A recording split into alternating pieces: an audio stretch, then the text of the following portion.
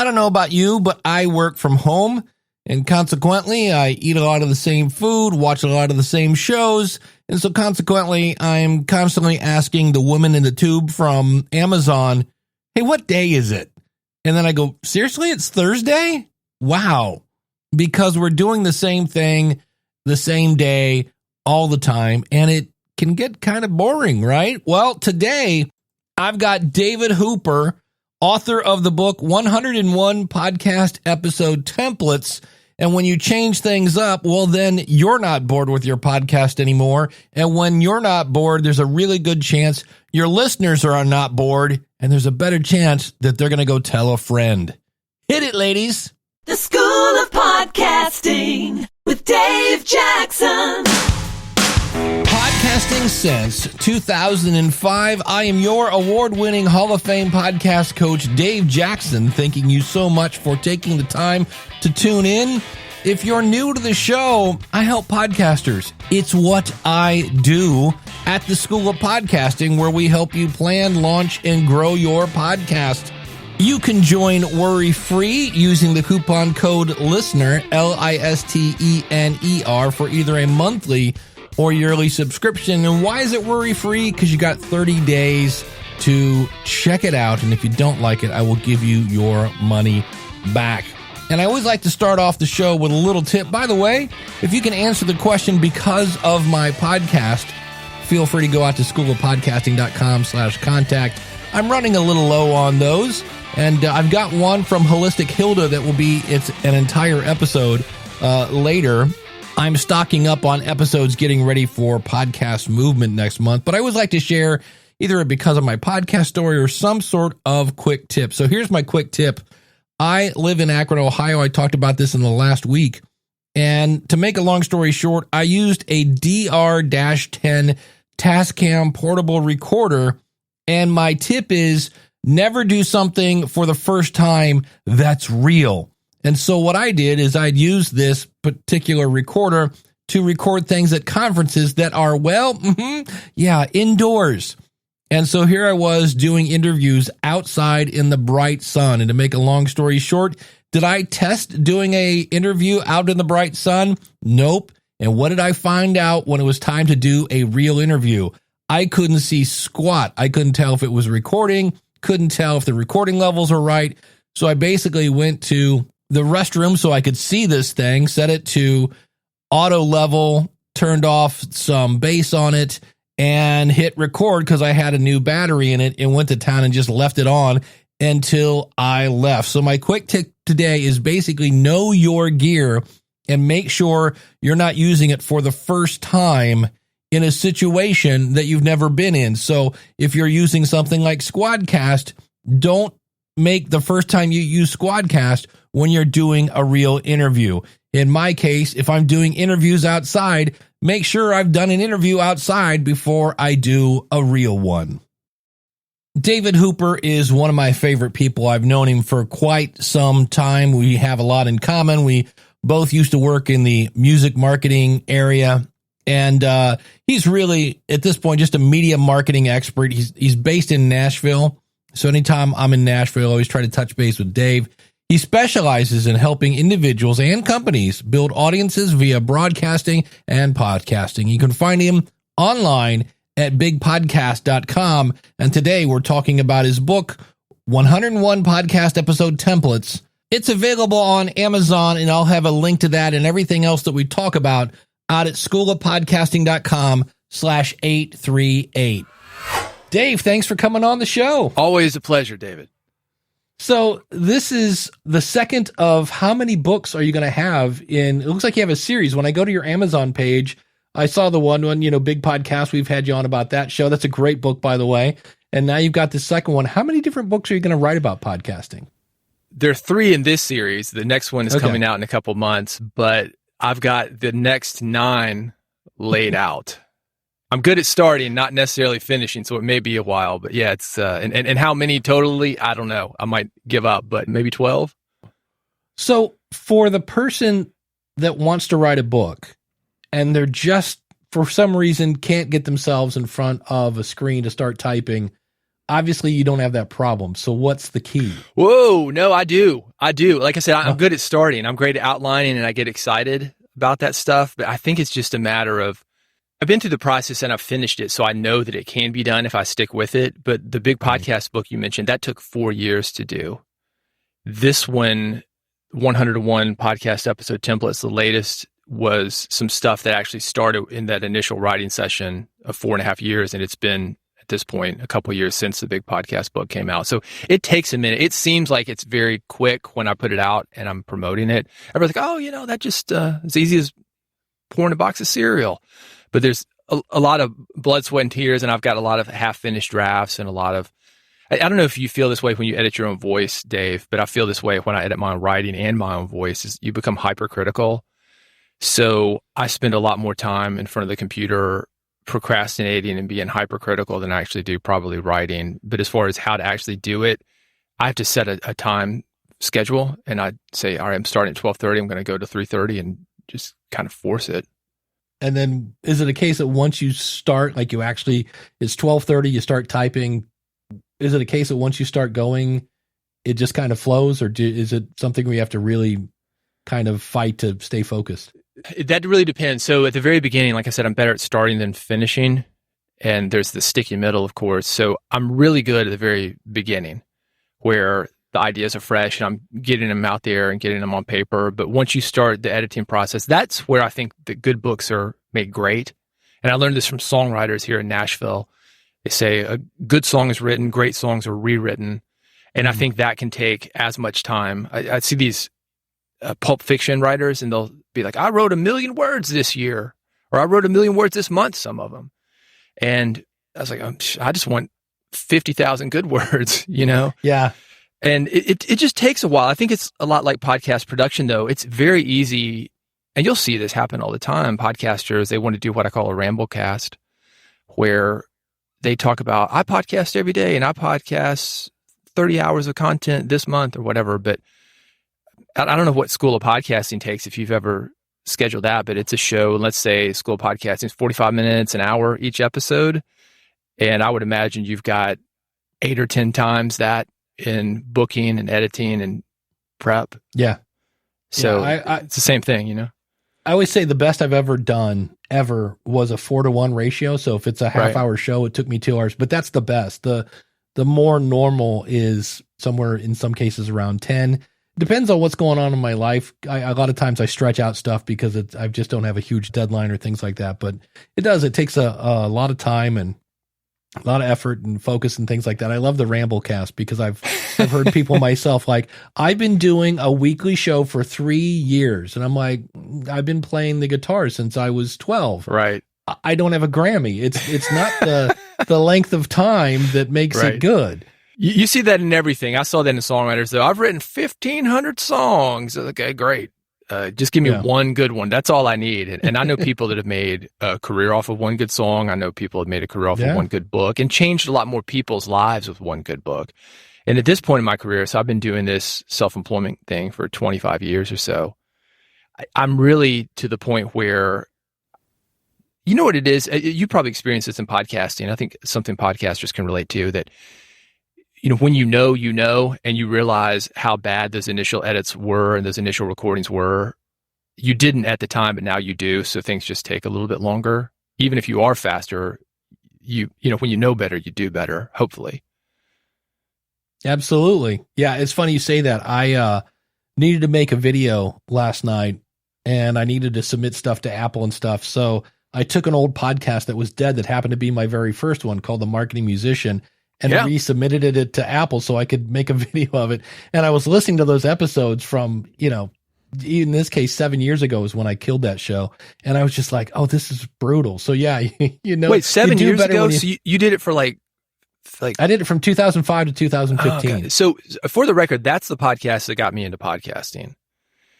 And that's worth saying because it doesn't have to be perfect to make an impact on people. I heard you, and I was going in to do music business radio, and it was a broadcast radio show, and I kind of needed the ace in my pocket. They were just hammering me with questions. I go, well, we could put it on the internet. because I knew what you were doing, right? Yeah. But I think at this point, though, you wouldn't be satisfied. And I think that podcasting, too, has moved on and that we all expect better. It's easier to connect like we are right now via SquadCast. We didn't have that back in the day. To have a guest was like a real, you had to make your own stuff, right? Yeah. Hook a phone up to it. And so I think people are expecting more. And you also have these kids that grew up around it and they're adults now. The other things I was listening to was the end of it. So at the end, I was just burnt out and fried and said everything there was to say. And that's where really your book could have come in handy, 101 podcast episode templates, because I was just I was just bored doing the same stuff. And on the back of the book, it says, you can keep doing what you're doing and continue to be ignored, or two, you can make a few simple changes to your existing podcast and create episodes designed to grow your audience.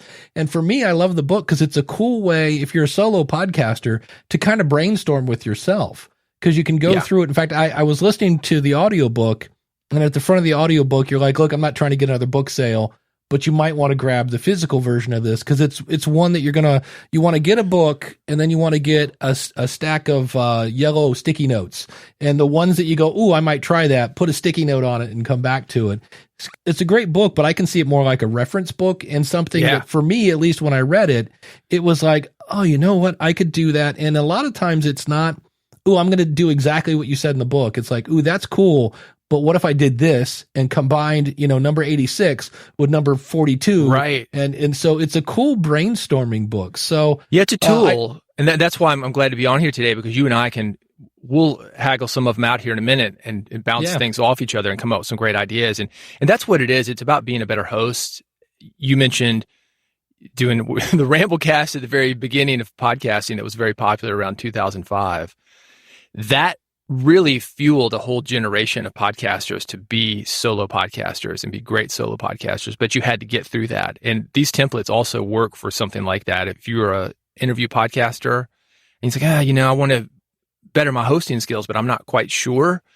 It gives you a framework that you don't have to think about. Just go in and do it, record it. You don't have to even release it, but just going through the process is going to make your interview shows better. And if a guest doesn't show up, you'll hopefully have the skills where you can do that solo podcast.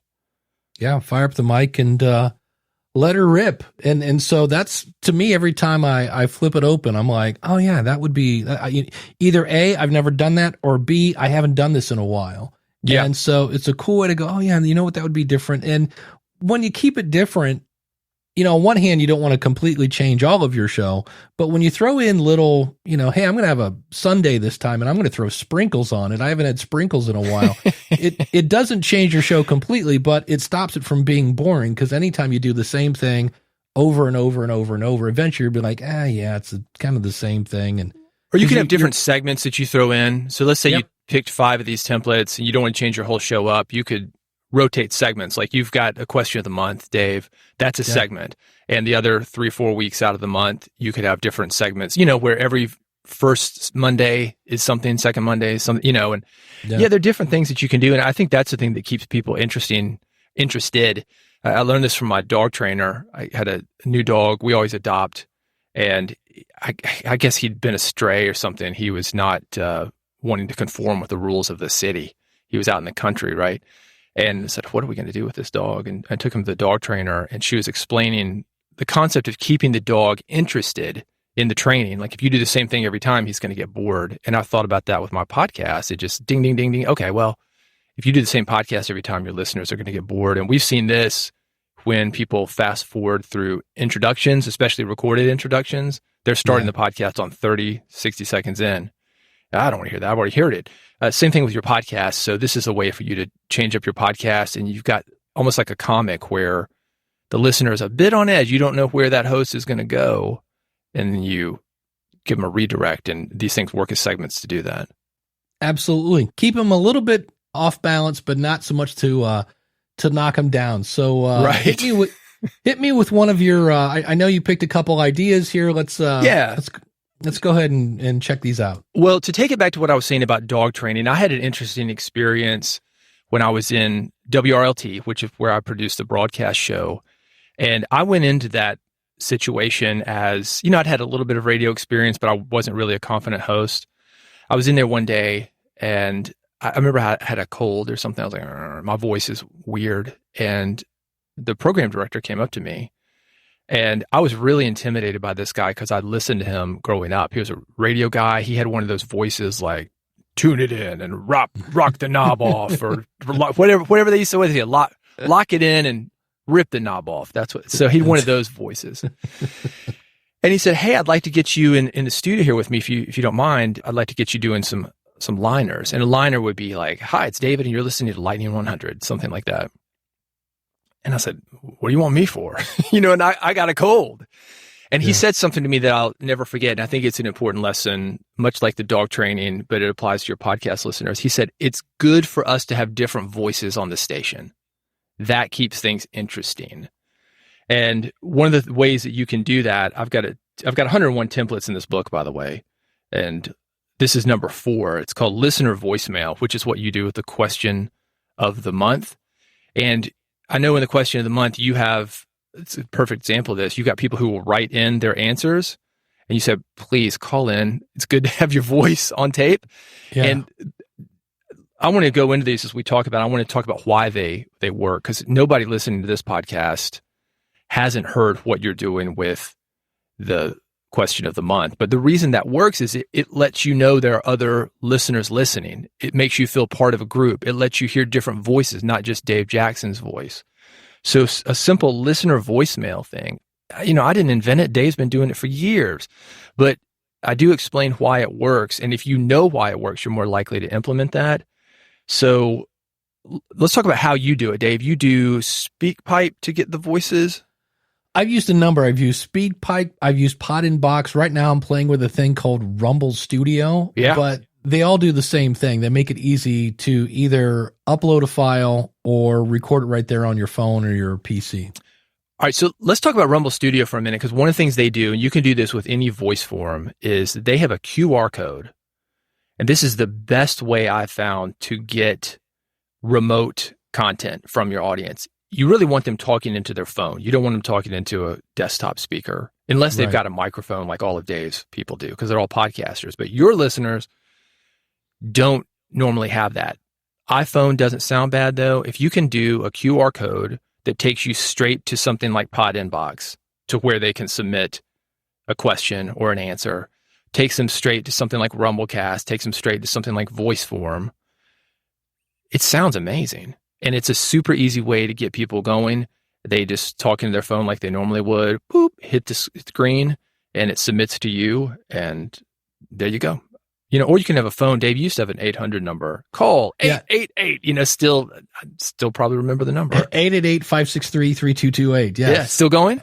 Still there, yeah. Because I get a call at this point, maybe 2 or 3 a year, but it costs me, I think, $3 a month. So it's not a huge expense. Courtesy of podcastvoicemail.com. So yeah. That can be an easy way. And that's something to consider if your audience is older. Yeah. And by older, I mean older than me. I'm turning 50 this year.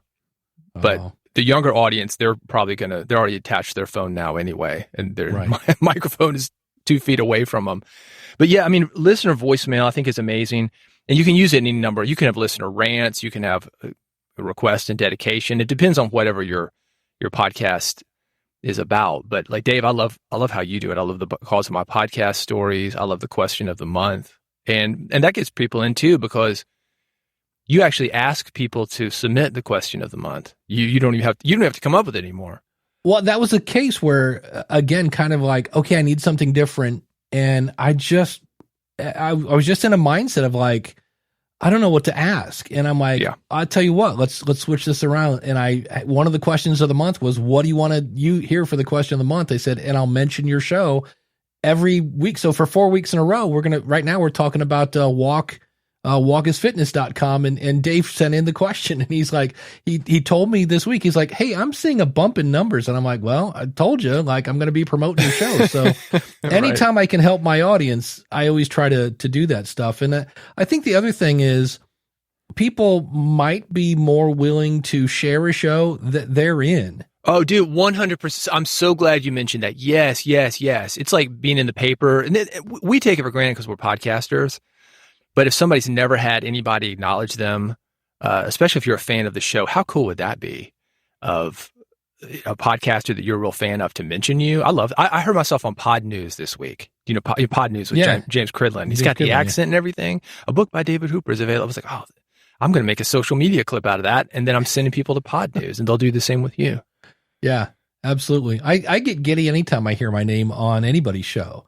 You know, they'd be like, I'm blah, blah, blah, or somebody, and, you know, Dave Jackson. I'm like, oh, they said my name. So Dave Jackson's in this audiobook, by the way, guys. I heard that. Yeah. I tell the story and I did. about, I got giddy. that meeting. Yeah. I was out walking around the neighborhood, and I was like, oh my gosh, David Hooper said my name.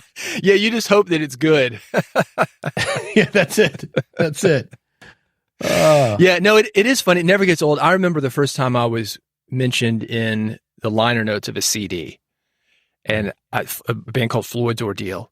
And I was like, oh, wow, I still remember them. This is 25 years ago. And I was like, oh, man, this is great. And I really, knowing that, having experienced that, I tried to do that with my podcast all the time. Shout out listeners, shout out people. This is one of the ways to get more reviews. If you're interested in that, just highlight the good reviews. Well, and people love to hear people talk about themselves, especially when those people are podcasters. So, listener voicemail is a way to jump into that. There are a million reasons why this works. I'm glad we're talking about that, because sometimes people, and I say this at the very end of the book, I said, you've now read a book full of pickup lines. And I mean, they work, but you need to know why they work. And once you understand the concepts, that's what's going to make you a better marketer. Because honestly, 101 episode templates, I tell this to people like, oh, I saw a blog post that did that. It's like, yeah. I get it, but that's the great thing about being in this space for so long. You know this, Dave, like we talked about, when you know better, you do better. And we can have this at a really minute level as far as understanding and share that. And I think small hinges swing big doors. And once you understand it, then you're good. You can move it any genre that you're in, co-hosted, interview, documentary, any of that. Bring those people in. It's an amazing thing to help you grow your podcast, because that's what this is in service of. And I want to throw in one more point, then we'll go on to your next template here. I think one of the reasons why what I'm doing is working is I'm telling them exactly, I'm not saying, what are your thoughts on this episode? I'm saying, here's the question of the month. Here's how I need you to answer it. Like, it's specific, you know, tell me because of my podcast blank, fill in the blank there. It's not, hey, did something cool happen? It's like, nope, I'm because sometimes people don't know. And so if they're the least bit confused, then they're not going to answer. So I think that's another reason why limitations help. People think that limitations hurt. Like, I just want to be open. No, limitations help. And you don't want to have Grandpa Simpson coming in there and back in my day, and it started in here, you know, and at this point with the digital recording, you could have a literal 10-minute audience submitted tape. So it's much better to be specific. And you're real specific about it too, Dave. You said, mention your name, say your podcast, get to the point. All right. Throw me another template. This is a risk, but that's kind of what podcasting is about. Number 5 in the book, I'm going to combine this with number 8. Number 5 is criticize something. Number 8 is a weird viewpoint. And the reason I put those together for the sake of this conversation is, as a host, your listeners want to know who you are and what you stand for. And I believe firmly in planting a flag and saying, I like this, I don't like this. Now, you can do it in a skillful way, and you need to be skillful about this. Don't be just that guy who's like, back in my day, you know, like you always talk about, like where you just complain, the curmudgeonly old guy. And believe me, I'm fighting that every day. It's easy to turn into a curmudgeon, especially when you've got a microphone in front of you. But if you can criticize something, if everybody's zigging and you zag, for example, say everybody loves TikTok. And if I were to come out and say, no, wait a minute, no, you need to be, if you want to be better at podcasting, you need to podcast. You don't need to be spending your time on a 30-minute dancing clip, lip syncing something on TikTok. I mean, there's some advantages of it, but really it's going to be more advantageous for you to podcast. So criticizing something, where do you feel about that? Like, I'm curious, let's go into the mindset of Dave Jackson. I don't know if it's a new piece of gear, a trend. How do you balance being honest and having that opinion without being the curmudgeonly old man? Yeah, what I try to do is exactly what you just said. I try to get you inside my head. So if I don't, like when the Rodecaster 2 came out, the very first version of it, they've now solved this issue. But I was like, look, I'm a coach and I'm making training videos. There are times when I need to have the sound of my computer go into the video, and you've turned on this permanent mix minus thing. I need the ability to turn that off. So I criticized it, but I explained why. So if I do the podcast rodeo show and I'm listening to a show about finance, and you spend 9 minutes talking about how you're sad because it's your 28th birthday, number one, I'm sorry to hear that you were having a bad birthday, but I will explain that here's why I'm disappointed. I tuned in to hear about financial stuff, and I'm not getting any. So I try to explain the why. Yeah. All right. Well, let's dive into that a little bit, because when you criticize something, if you like everything, you know, those people who just never have a bad thing to say about anything. There's something about you that says, most people, they're critical of something. And you talking about somebody not getting to the point, the result is the same. When you get to the point, when you do what you say you're going to do, and when you come over, we always use this word in podcasting, it's transparent and authentic, which is silly, because anytime the mic is on, we're not really transparent. We're into that mode, but you criticizing something lets people know that you're real and that you're thinking just like them. You're not perfect. And it makes people trust you because of that. It's almost like a 1-star review on a book or a 3-star review on a book. If you have all 5 stars, people think, it's just, that's not real life. But when you see 1 3-star, 5 3 stars, half the 3 stars maybe, and then half the 5 stars, and maybe it makes it a 4-star, that seems a little bit more relatable, because nothing is for everybody. And that's something you can do that's the positive of it. It's going to make your audience trust you a bit more. Just people get into what they call failure porn. I talk about this in the book. And I think that's one of those things that can make people connect to you. But when you make your failures or your criticisms the entire show, that's when it becomes a problem. And I've definitely seen this in the music industry, where we'll have somebody who's found Jesus after 50 years of cocaine and hookers, and they, in one way, glorify the past, but then it's like, no, that's not for you. That was great. Believe me, it was great. But that's that, it's like, all right, let's move on to the future. So you got to watch that, being too critical or being too caught up in the past and your failure. Because you've talked about this stuff, Dave. You've had, relationship podcasts and things. You know how it is that sometimes people they just want to hear the dirt on the relationship, not the relationship moving forward. Yeah, absolutely. And that can be, that can be a problem. You just got to watch it a little bit. It goes a long way. Yeah. But for the record, I hate Lou Reed. I don't get Lou Reed. So there you go. Sorry if you like Lou Reed. I don't get it. So. Take a walk on a wild side, Dave. That's it. Other than that, forget it. I watched the documentary. I'm like, oh, he's a junkie. That's why he's awful. Yeah. Like, yeah. Well, he's waiting for the pusher man. Yeah. I think that's one of those things. I think it's good to be honest about that. Everybody, it's like modern art or something. Like, I just love art. But no, not everybody does. So go ahead and say it, because somebody's thinking it. Well, and it might be exactly. Everybody else is probably thinking it. And if somebody leaves because of something you said, that means the people that stick around are your people. You know what I mean? Yeah. So let's talk about that. Is the middle-aged white guy and a middle-aged white guy planting the flag. I'm definitely not saying that you're trying to be divisive. Right. I'm not saying that you are trying to be exclusionary in a way that would take somebody who is from a different demographic or has a different pronoun than you do, or religion, whatever. But people want something that's just for them.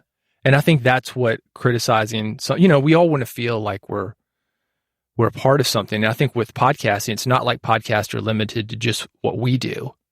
Right. I think when we can have something that's just for us, we're going to come to it. So it's more of a carrot than a stick, if that makes sense. Yeah. All right. Next up, what do we got?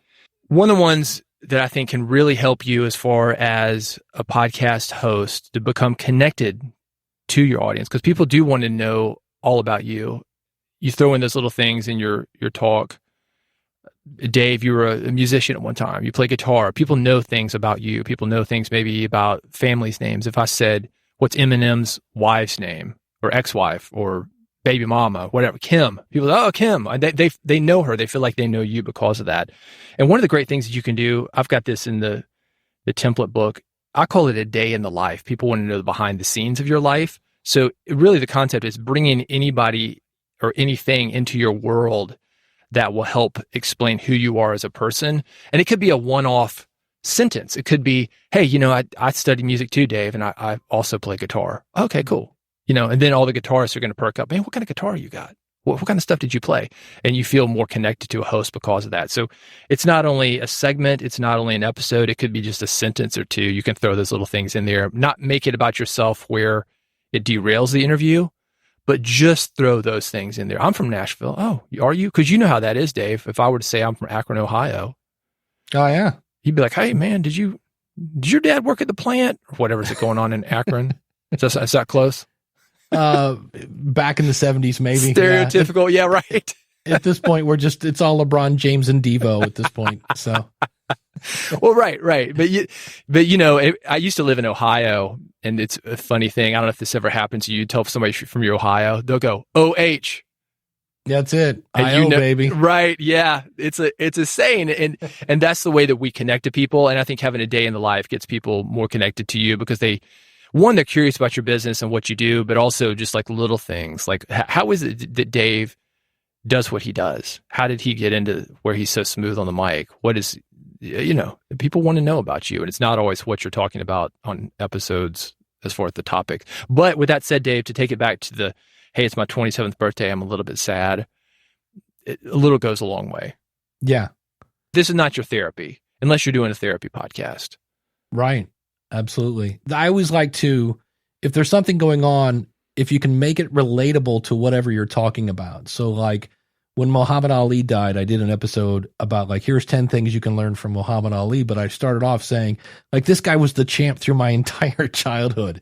And I'm like, but here's a guy that was constantly promoting. He was unique. He was talented and blah, blah, blah. So I was still talking podcasting, but I was also talking about my love of Muhammad Ali. So that was a way to kind of, it humanizes you, right? You see Dave as a little kid. And it's like Evel Knievel was that way for me. Like we all had our heroes when we were growing up. Do you have the toy, Dave, where you wound I did have the toy. Dude, listen, let me tell you, in my office, I have the ad from the comic book framed because everybody had that toy. And you know what I'm talking about. That's the rapport that I'm talking about. Like we, you're up in Ohio and I'm down here in Tennessee, but we can still connect on stuff, All right, last one. I think this is fantastic for mostly any podcast. All these are not going to work for every podcast, but they can be modified. And number 19 in this book is blank with only $100. And I came up with this when I was asked to moderate a panel. And I go, I don't know what I'm going to do. I got 5 guys. I don't know anything about them. Nobody had really prepped. We couldn't find the green room. I was like, this is what I'm going to do. I'm going to start this panel, going down the line. If you had to do what we're talking about, which at the time was music promotion, with only $100, where would you spend that? And that's a good question of the month for your voicemail. It's something that you can talk about. I could say, Dave, how would you record a podcast for only $100? Dave, what kind of mic would you buy for only $100? I mean, there's a million ways that you can slice this. And I think it's fun. And then you could do a next one, $500 or $1,000 or, to change the numbers up. How would you buy a race car for only $5,000? But all this stuff is not in stone. It's made to be, it's malleable, just like your podcast and you, hopefully. Well, yeah. And it gets you have to think about it. Maybe with inflation, $125. Yeah, that was last week. Now it's $120. But no, that's cool. And then, there are those people that, especially like you said, and then do another episode. Okay, now I got $500. Right. And now you're addressing a slightly the same audience, but maybe a different, slightly, people with a little more budget. And so they're like, oh yeah, that's, or you might have somebody who was the $100 budget. And now 2 years later, they got a little more budget than your 100%. And that's why that stuff works. Cause your audience, they're growing with you. And if you're doing any kind of non-fiction business podcast, like we're doing, where you're helping people to do something, they're going to get better. And this, Dave, you start out with the ATR 2100 for $60. And then next thing you know, you've got $8,000 worth of microphones that you're talking into. It creeps up on you. So you can help people with that creep and not end up with 800, but maybe, cap it at 500 and still get the same result that they want. So it's very helpful. Yeah. Just speaking on that topic, just to kind of riff on it, I did a weird thing where I'm in the process of updating videos on the School of Podcasting, and I found an old one, and it was from probably 8 years ago. And I was using an ATR 2100. I'm under fluorescent lights. I've got no backdrop. And it was weird because I stopped the video and then faded in where I am now, where I've got the cool blue lights and a backdrop and everything else. And sometimes you forget how far you've come. So if you're a podcaster and you've been doing it a while, I mean, Dave, think back to you when you started on, is it WRLT, right? It is. Yep. I just remember it's 100. So if you think about your first broadcast to where you are now, it sucked. Yeah, it sucked. And I talk about that actually in the audiobook. It's got a bonus. I brought in a guy that I knew could talk.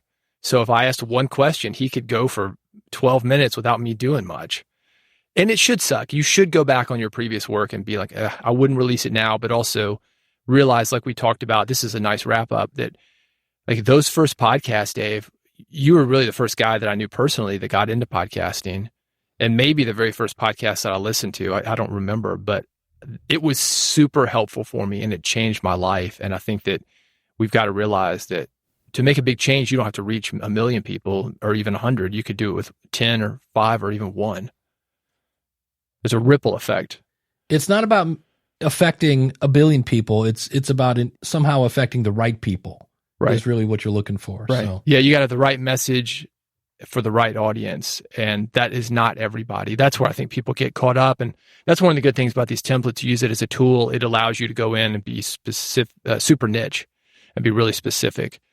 So it's, it's fun to get around and mess around. You might find something that you like and it works for segments, not just episodes. Because a lot of people don't like to change what they're doing. Right. Like, oh, no, I got my format. Okay, cool. And look, if it's working for you, great. But if you want to fool around, sometimes you can end up with something better. Yeah, kind of going back to what we talked about at the beginning, if you keep doing the same thing over and over and over, either you or your audience might get a little bored. And these are fun ways to inject some life into your podcast and stop it from being boring and keep you going and add some longevity to the show because you're not bored. And it's a super easy read. So. To take it back to a music story, you think about AC/DC, they still make albums. And arguably, they make the same album every single time. The hardcore fans are going to go get that new album. It's good, but even the hardcore fans are still going to go back to the classics from the 70s, early 80s. Yeah. And that's really what this is about. I mean, you can do the same thing and keep your fan base out, but if you want to expand, you do need to branch out. But at the same time, branch out, you hit it perfectly, Dave. And when you said it needs to be similar, but a little bit different, don't completely knock them off their feet. Right. The book again, 100 podcast episode templates from David Hooper. Dave, where's the best place to go pick this up?